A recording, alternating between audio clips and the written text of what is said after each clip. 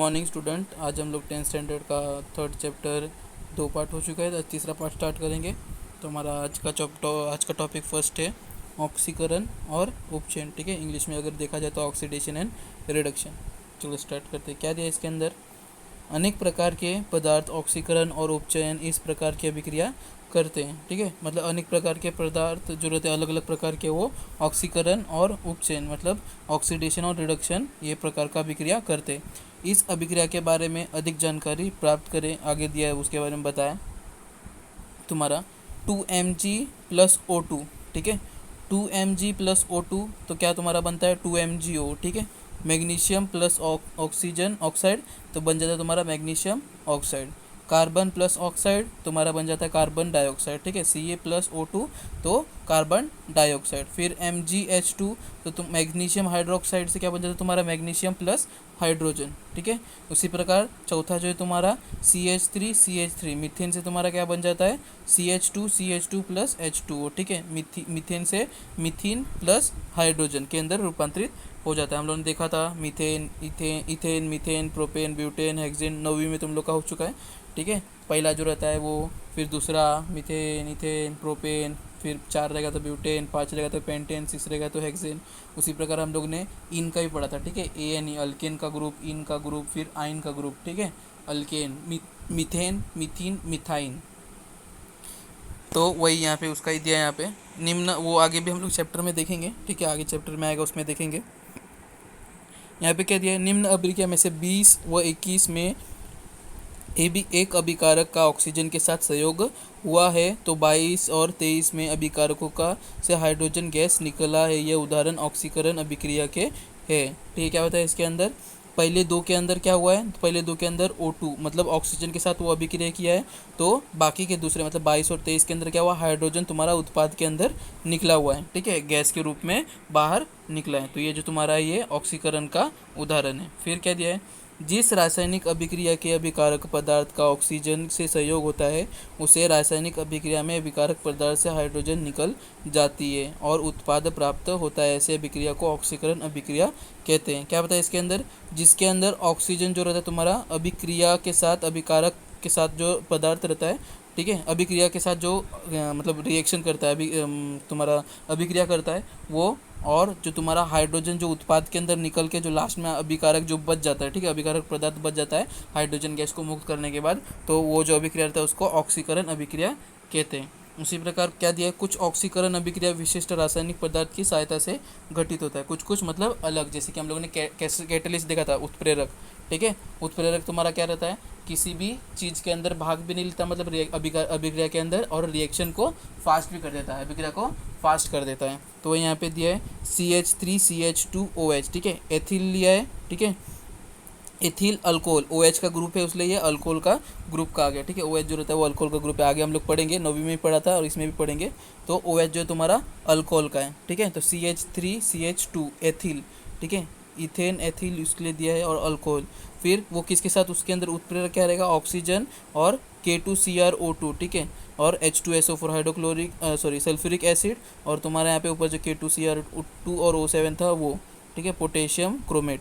और तुम्हारा उत्पाद जो रहेगा वो क्या निकलेगा? CH3COOH। अब COOH जो रहता है वो अम्ल का रहता है। ठीक है, अम्ल ग्रुप का रहता है। OH अल्कोहल का रहता है, तो इसी प्रकार COOH जो रहता है वो एसिटिक ग्रुप का रहता है। तुम्हारा CH जो है वो एसिटिक अम्ल। ठीक है, एक ही है उसलिए यहाँ पे CH3COOH एसिटिक अम्ल में रूपांतरित होता है। इसके अंदर क्या दिया है? यहाँ एथिल अल्कोहल इस अभिक्रिया के ऑक्सीकरण के लिए अम्लयुक्त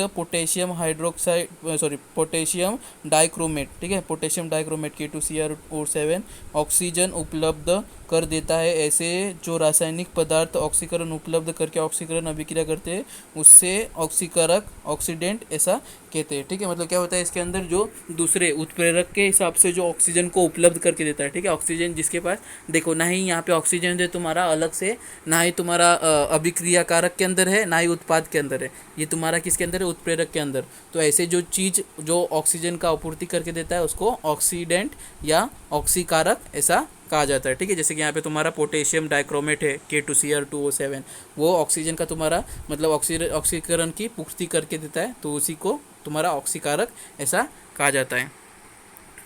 ठीक है, ऑक्सीडेशन, ऑक्सीकरण या उपचयन। फिर आगे क्या दिया है यहाँ पे, ये तुम्हारा दोनों कैंसिल था। फिर आगे क्या दिया, 2KMnO4 plus 10FeSO4 plus H2SO4, ठीक है। फिर तुम्हारा इससे बनता क्या है, तुम्हारा जो FeSO4 का जो SO4 है वो यहाँ पे के चला चला जाता है K2SO4 के साथ। फिर तुम्हारा H2SO4 का जो SO4 रहता है वो तुम्हारा चला जाता है Fe के साथ, Mn के साथ, ठीक है। KMnO4 है ना, तो के साथ फिर SO4 और Mn के साथ भी SO4। फिर Fe जो रहता है तुम्हारा अकेला बच जाता है, तो उसके साथ तुम्हारा SO4 जो 8 है, तो उसमें का तुम्हारा 5 जो रहता है वो SO4 यहाँ पे आ जाता है, और H2 जो बच जाता है तुम्हारा वो H2O लास्ट में रहता है, ठीक है। ये तुम्हारा बताया पोटेशियम मैग्नीक ऑक्साइड, फिर फेरस सल्फेट, फिर तुम्हारा हाई सल्फ्यूरिक एसिड, तो इससे तुम्हारा बन जाता है। आगे देखो दिया है, उसका पढ़ लेते हैं फिर समझते हैं। इस अभिक्रिया में अम्ल की उपस्थिति में KMnO4 से किसका ऑक्सीकरण किया, ठीक है। KMnO4 का है, उसका ऑक्सीकरण किसके साथ किया है, अर्थात FeSO4 का। यहाँ FeSO4 का रूपांतर Fe2 और SO4 3 में हुआ है रूपांतर, मतलब ऑक्सीकरण कैसे हुआ ये हमने देखेंगे, ठीक है। जैसे अभी मैंने ऊपर बताया उसे यहाँ पे स्पष्ट करके बताया। 2FeSO4, ठीक है, 2 मतलब 2 ही लिया है, यहाँ पे 10 है ना, तो यहाँ पे उसमें से 2 लिया है, मतलब 2 2 का करके बताया। यहाँ पे 2FeSO4 का तुम्हारा बन जाता है Fe2SO4 3। देखो अभी यहाँ पे दिखाता तुम लोग को, यहाँ पे क्या है 2Fe, ठीक है। Fe यहाँ पे 2 हो गया, SO4 में कितना हो गया, SO तुम्हारा 4 है, और यहाँ पे अगर 2 से गुना करोगे तो कितना हो जाएगा, 4 दूनी 8, ठीक है। यहाँ पे 2Fe और SO जो 4 है वो तुम्हारा SO 8 है। तो उसी प्रकार अगर यहाँ पे देखोगे तो Fe2 का 2 हो गया, SO4 और यहाँ पे 3, तो 4 3 कितना हो गया 12, ठीक है। तो यहाँ पे 4 और तुम्हें SO4 की ज़रूरत है, तो तुम्हें वो कहाँ से मिलेगा, वो यहाँ पे दिया है। यानी अभिक्रिया के अंदर Fe2 प्लस और SO4 2 माइनस, ठीक है। SO4 2 माइनस क्यों दिया है, क्योंकि वो 2 जो है, मतलब उसका SO4 जो है 2 दूसरे से आ रहा है, ठीक है। तुम्हें क्या बताया यहाँ पे, पहले आयन और कटायन के बारे में बताया था। जो किसी चीज़ से कुछ मतलब दे देता है वो प्लस में रहता है, और जो किससे लेता है वो माइनस में रहता है, ठीक है। तो वही यहाँ पे अगर Fe2 देखोगे तो वो क्या है, Fe2 दे रहा है, तो इसलिए 2 प्लस आयन है, और SO4 जो उसमें से 2 माइनस आयन है, क्योंकि वो ले रहा है, ठीक है। तो उसी प्रकार जो अगर उत्पाद के अंदर देखोगे तो Fe3 प्लस मतलब वो 3 प्लस आयन ले रहा है, और SO4 3 जो है उसमें से 2 minus ion, sorry Fe3 plus दे रहा है, और SO4 2 माइनस है, मतलब 2 आयन उसमें से वो ले रहा है, ठीक है।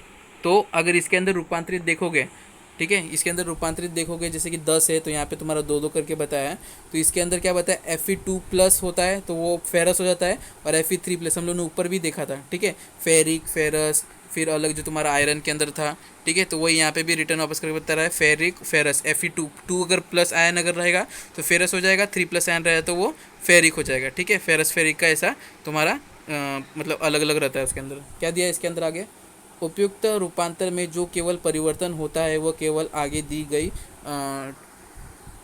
आयनिक अभिक्रिया से दर्शाया जाता है। क्या होता है इसके अंदर, जो परिवर्तन सिर्फ केवल आगे दी गई है, मतलब आगे जो दिया गया है वो कैसे दर्शाया जाता है, केवल आयनिक अभिक्रिया के अंदर दर्शाया जाता है। आयनिक अभिक्रिया मतलब तुम्हारा ये जो आयन है, ठीक है, ये Fe2 प्लस Fe3 प्लस जो है ये तुम्हारा आयनिक अभिक्रिया इसको कहा जाता है। जैसे कि अभी तुम लोग ऊपर दिखा है, देखो K2MnO4 फिर 10FeSO4, इसके अंदर आयन नहीं दिखाया, ठीक है। तो ये सादा रासायनिक अभिक्रिया है, और यहीं पे जहाँ पे आयन दिखाते हैं 2 प्लस 2 माइनस, -2 3 प्लस, ये सब जो रहता है ये तुम्हारा आयनिक अभिक्रिया हो जाते हैं, ठीक है। तो इसलिए Fe2 प्लस को फेरस दिया है, Fe3 प्लस को फेरिक ऐसा दिया है।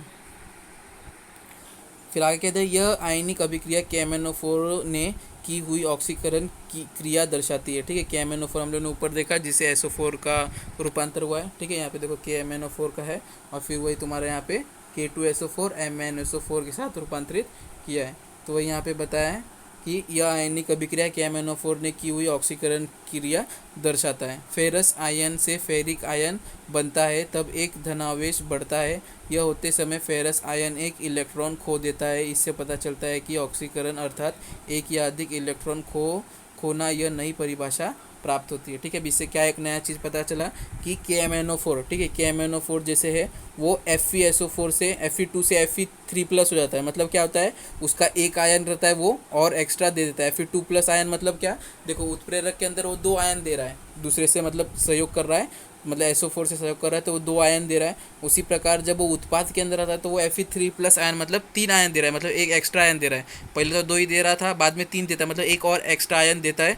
तो वो उत्पाद के अंदर मतलब तुम्हारा जो वो फेरस से फेरिक के साथ कन्वर्ट होता है, ठीक है। तो वो अपना एक इलेक्ट्रॉन जो रहता है वो खो देता है। तो वो खोने का कारण क्या रहता है, वो ऑक्सीकारक रहता है, ठीक है। ऑक्सीकारक क्यों, उसका जो एक ऑक्सीजन का रहता है वो ऑक्सीजन एक दे देता है। देखो ऊपर यहाँ पे दिया है FeSO4 10 है, तो उसमें से तुम्हारे यहाँ पे 2 है, यहाँ पे 5 हो जाता है Fe2, ठीक है। तो इसमें से एक एक आयन बार बार दे रहा था, 10 का अगर 5 हटा दिया तो 5 आयन यहाँ पे निकल जाता है, तो वो तुम्हारा ऑक्सीकरण हो जाता है।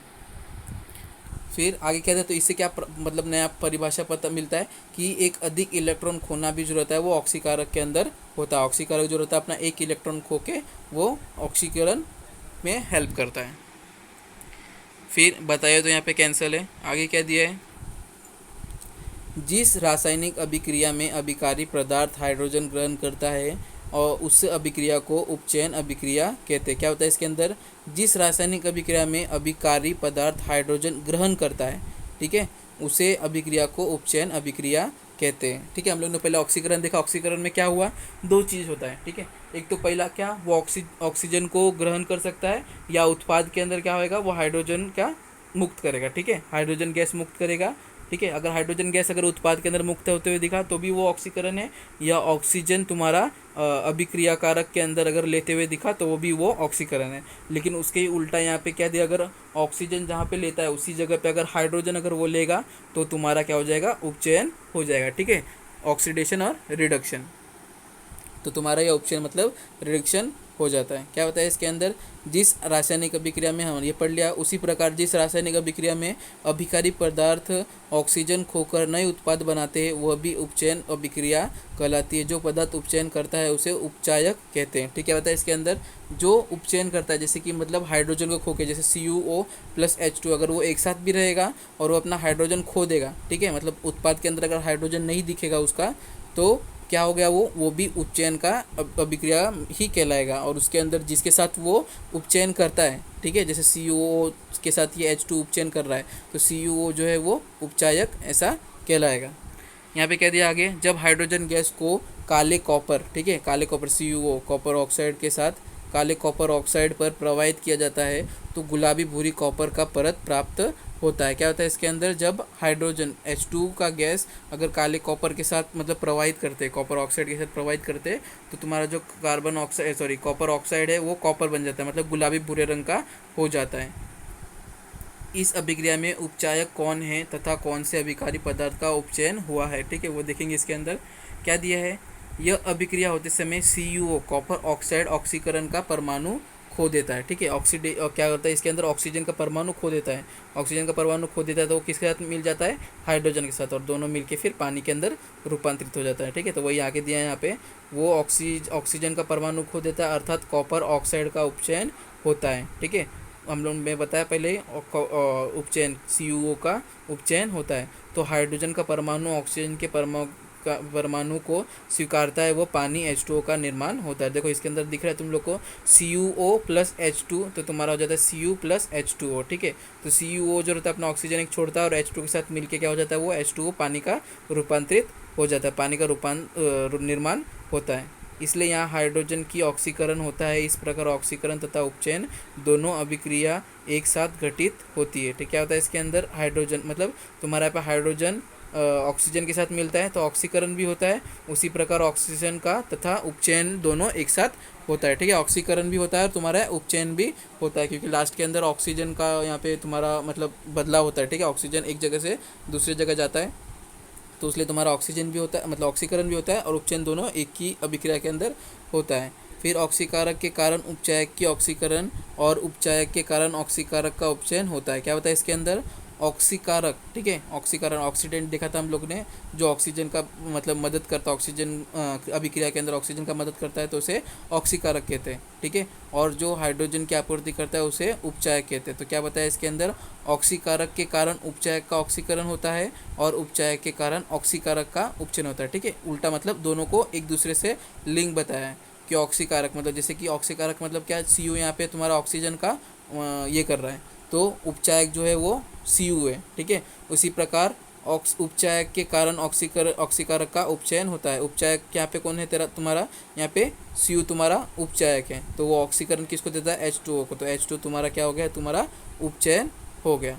इस विशेषता में फिर आगे क्या है, इस विशेषता के कारण उपचयन अभिक्रिया और ऑक्सीकरण अभिक्रिया से दो पदों की जगह रेडॉक्स अभिक्रिया ऐसा एक ही पद का उपयोग किया जाता है। अभी क्या बताया, अगर जहाँ पे ऑक्सीकारक और मतलब ऑक्सीकरण और उपचयन, ठीक है, ये दोनों अगर एक साथ हुआ तो उसको एक नया नाम दिया जाता है रेडॉक्स अभिक्रिया, ठीक है, रेडॉक्स रिएक्शन। तुम्हारा रिडक्शन और ऑक्सीडेशन दोनों मिलके रेडॉक्स रिएक्शन ऐसा बनता है, ठीक है, जिसके अंदर एक ही हुआ तो तुम्हारा उपचयन अभिक्रिया ही होएगा, जिसके अंदर मतलब ऑक्सीकरण हुआ तो ऑक्सीकरण ही ऐसा ही होएगा। लेकिन अगर जिसके अंदर दोनों होता है, ठीक है, उपचयन भी होता है और ऑक्सीकरण भी होता है, अगर दोनों हुआ तो तुम कैसे लिखोगे, उपचयन ऑक्सीकरण अभिक्रिया, ऐसा तो नहीं लिख सकते, तो इसलिए दोनों को एक साथ लिखने के लिए यहाँ पे क्या दिया है, रेडॉक्स रिएक्शन, रेडॉक्स अभिक्रिया ऐसा लिख सकते हैं।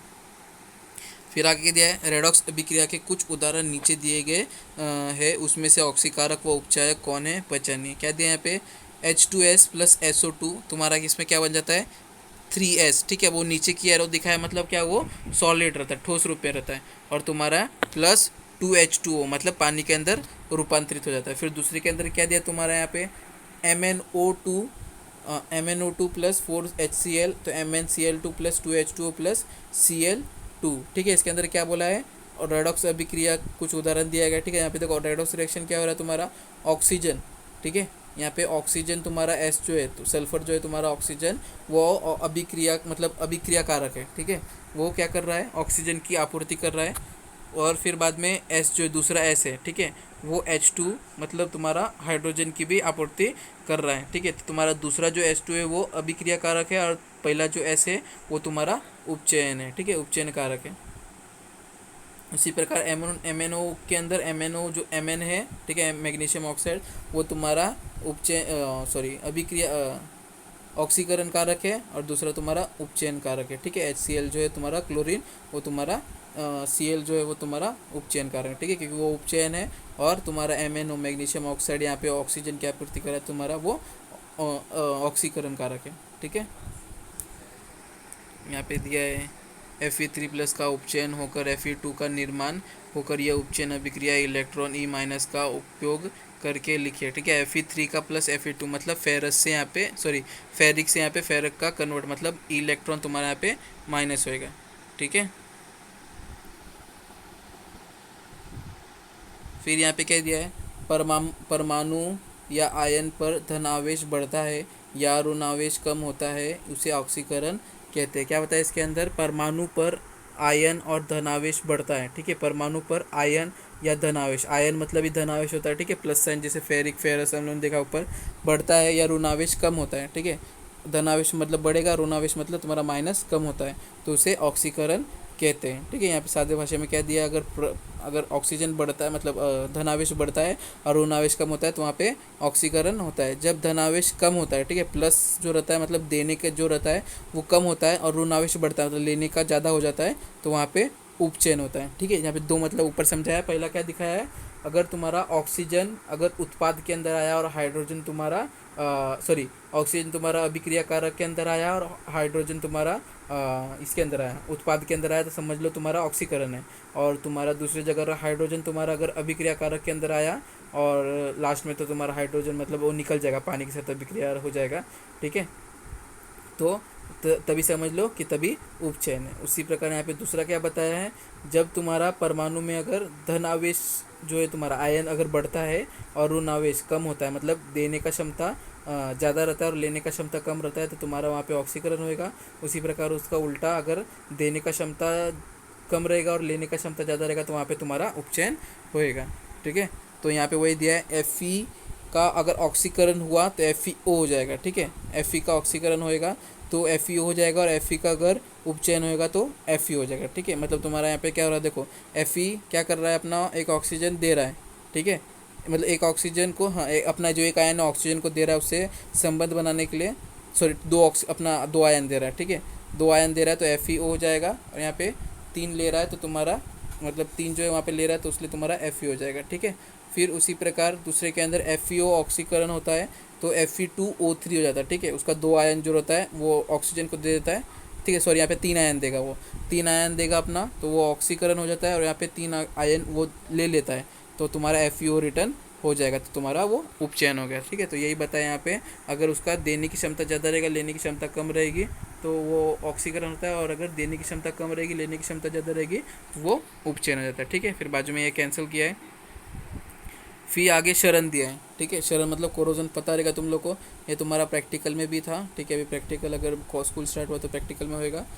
कोरोजन पता है, शरण मतलब जो लोखंड को शरण लगता है, ठीक है, जंग लगता है, उसी प्रकार है। क्या दिया उपकरण, 4 परख नली छोटी 4 कीले लो। रासायनिक पदार्थ में क्या दिया, निर्जल्य कैल्शियम क्लोराइड, तेल, उबला हुआ पानी इत्यादि। ठीक है, ये 3 चीज़ 4 चीज़ यहाँ पे दिया। देखो पहला दिया उबला हुआ पानी और तेल का स्तर, नमक का विलयन, हवा और हवा व निर्जल कैल्शियम क्लोराइड। ठीक है, ये 4 चीज़ लिया है। कृति में क्या दिया है, 4 परख नली लीजिए, एक परख नली में थोड़ा उबलता हुआ पानी लेकर उसमें तेल डालिए। ठीक है, सबसे पहला उबला हुआ पानी, उसके ऊपर तेल डाला, येलो कलर का दिख रहा है। फिर दूसरे परख नली में थोड़ा नमक का विलयन लीजिए। तीसरी परख नली में केवल हवा ही होगी। चौथी परख नली में थोड़ा सा निर्जल कैल्शियम क्लोराइड लीजिए। ठीक है, निर्जल कैल्शियम क्लोराइड मतलब सूखा, तुम्हारा सॉलिड में कैल्शियम क्लोराइड लीजिए। अब प्रत्येक परख नली को एक छोटी छोटी कील डाल दीजिए।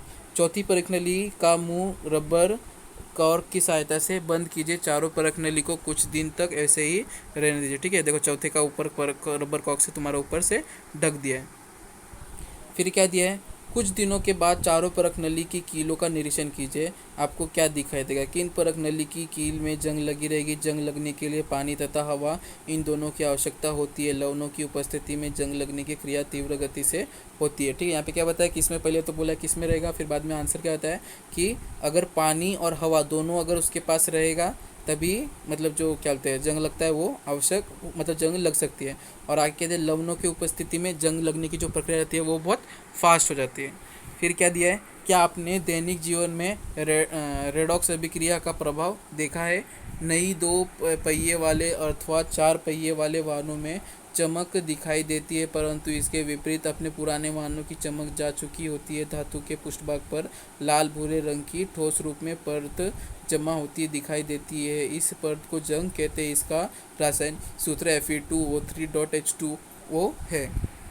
ठीक है, यहाँ पे क्या बताया है, मतलब हमारे दैनिक जीवन में पहले पूछा रेडॉक्स रिएक्शन होते हुए देखा है। मतलब रेडॉक्स रिएक्शन मतलब तुमने देखा हम लोगों ने, रेडॉक्स अभिक्रिया जिसके अंदर ऑक्सीकरण और उपचयन दोनों होता है। ठीक है, तो वो क्या बताया, अगर नया गाड़ी लिया तुम लोग ने, तो तुम्हारा व्हील जो रहता है, टायर का व्हील जो रहता है, वो ये गाड़ी का चमक जो रहता है वो कितना शाइनिंग करता है। लेकिन अगर वही थोड़े दिन बाद लेते तो वो जंग लग जाता है। ठीक है, मतलब व्हील पे या चक्के पे अगर देखोगे या थोड़ा सा नीचे जहाँ पे पानी भी नहीं लगता है, हवा लगता है, तो वहाँ पे जंग लग जाता है। ठीक है, तो वही मतलब जो भूरे रंग का, ब्राउन रंग का जो होता है उसको क्या कहते हैं, जंग कहते हैं। ठीक है, और जंग का जो रासायनिक सूत्र यहाँ पे दिया Fe2O3। ठीक है, फेरिक ऑक्साइड प्लस H2O मतलब .H2 मल्टीप्लाई में। ठीक है, हाइड्रोजन पानी भी उसके साथ मिला रहता है, आयन ऑक्सीजन और हाइड्रोजन दोनों मिला रहता है, जैसे यहाँ पे ऊपर दिया गया।